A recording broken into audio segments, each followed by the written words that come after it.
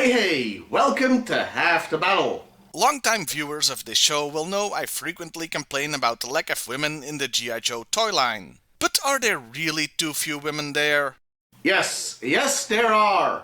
But what about in comparison to other toy lines of the time? That's what I want to find out today. So we're gonna see how G.I. Joe stacks up next to the other well-known toy franchises of the 80s and 90s. And since this is supposed to be about G.I. Joe's contemporary toy lines, the cutoff point will be 1994 when the Joe line ended, even if others went on for longer. Also, we'll be looking at toys aimed at boys, obviously. Jem and the Holograms had plenty of women. We'll start with G.I. Joe itself, since that's where I live anyway.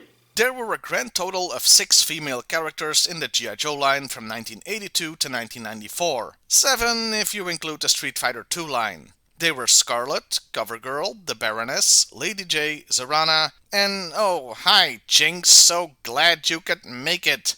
This woman haunts my nightmares. And then there's Chun-Li as the 7th if you want to count that. 7 in 12 years. And yet, this is far better than most other toy lines, as we'll see. Oh, and I'm only counting separate characters, not toy releases. Otherwise, the number would go up to a whopping 9, since Scarlet and Chun-Li got 2 figures. For our first comparison, I'm looking at a line that's fallen into obscurity somewhat lately, and that's a shame because it uses the same body construction as G.I. Joe. I'm talking about the Robotech figures from Matchbox. Yes, while Matchbox is known for making small die-cast cars the size of, a Matchbox, they did more than that. One of their other ventures was a line of 3 3/4 inch figures based on Robotech. And it had no less than 5 women in it. Min May, Lisa Hayes, Dana Sterling, Miria, and Rook. Though Min May is a weird case as her card doesn't have Matchbox on it. She was released by Harmony Gold itself, the company that made the Robotech series. And while 5 isn't a huge number, it is when you realize there were just 17 figures in the series. So percentage-wise, this may be the clear winner. Next, it's Teenage Mutant Ninja Turtles, also with 5 figures. April O'Neil, Mona Lisa, Princess Mitsu, Irma, and Kala. This is just up to and including 1994, the cutoff date for this list, remember. There were more later. Also, I'm just counting characters that got toys, not how many toys they got, as April O'Neil got quite a few, including one as a cave woman. This toy line got weird, okay? Anyway, 5 isn't a bad number here either, considering how relatively small the cast of characters was. The next 3 toy lines have 3 women characters in them each. There's Star Wars with Leia, and at first I thought it would just be Leia, so I had to do a lot of digging, but I found 2 more. Kind of. The first is Sai Snooties, Christ that name, the singer in Jabba the Hutt's palace. Oh, but we can go even more obscure with a 3rd one. Kea Mol from the Droids cartoon and action figure line. I almost didn't count this one since it's technically a different toy line, but Star Wars needs all the help it can get on this list. Kinda surprised Mon Mothma didn't get a figure in the original line though. Also with 3 figures, we've got Thundercats next. They are Chitara, Wily Kid, and Pamira. The last one being most famous for when people ask, who the hell is Pamira? Oh, and if you're waiting for a Thundercats Ho joke, how old are you?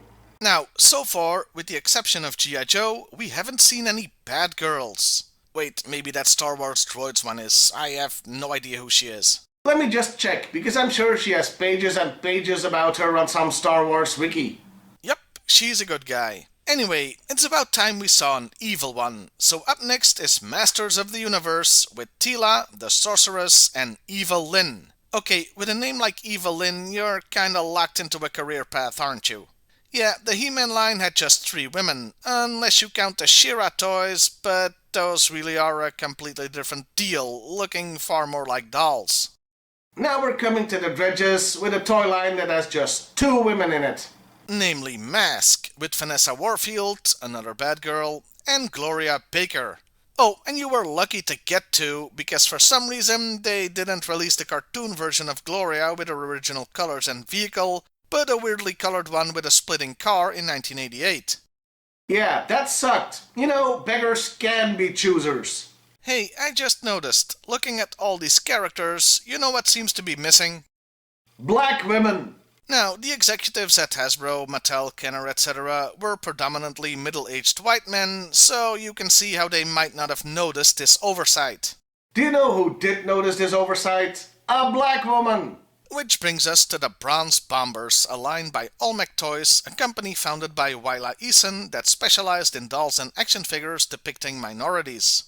Probably thinking that if the toy companies of the time wouldn't do it, they'd do it themselves. And like I mentioned, one of their lines was the Bronze Bombers, the African-American equivalent to G.I.Joe, that used the same body construction as a real American hero. And one of the characters was Agent Telepathy, giving us pretty much the only African-American woman action figure in the 80s.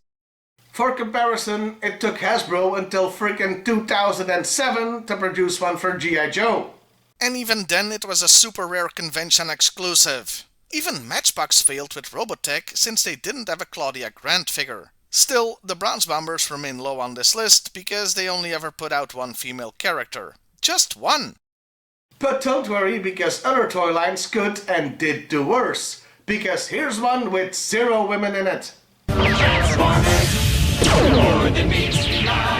Yep, Transformers didn't have a single woman in the toy line. And we saw some in the cartoon, with RC from the movie, and before that Elita 1 and her squad. So the opportunity was there. Hell, GoBots did better than Transformers in that regard, with toys of Crasher and Pathfinder. There may have been more. I didn't have time to go through all the GoBots characters. To round things off, I'm also gonna mention the G.I. Joe knockoff lines like the Corps, US Forces and such, that also didn't have any women.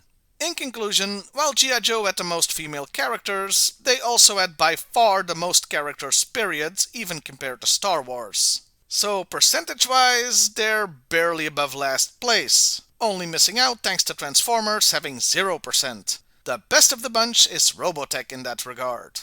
And no, that wasn't why the toy line was less successful. That was due to a lack of giant robots for the figures to pilot, something pretty essential for a Robotech line. There was a reason they didn't have the iconic fighter jet robots, a reason we may get into at another time. So why were there so few women in 80s toys? Well, if you were to go back in time and talk to the white middle-aged toy execs, they'd tell you it was because boys don't like to play with action figures of girls. So they made fewer characters and produced those figures in fewer numbers. But isn't that a chicken and the egg situation or a self-fulfilling prophecy? We think boys are less likely to play with girl figures, so we'll make less of them, so they are harder to find, so less boys play with them. Rinse and repeat. Especially since no toy line aimed at boys has ever tried doing it another way. With the exception of Robotech, there has never been a wave of G.I. Joe or He-Man or any toy line that was, say, 30% female. Would such a wave have failed? I don't know. We never got a chance to find out. It would be an interesting experiment, but one I don't think we'll ever see since toy companies would balk at the perceived financial risk. Anyway, this was my brief dive into the Sausagefest that were 80s toys. I know I left a bunch of toy lines out, I only have so much time in any given week after all. So do share your own thoughts and examples in the comments below. Well, I'll see you next time, everybody, and hey, why not like, share, and subscribe if that's your thing?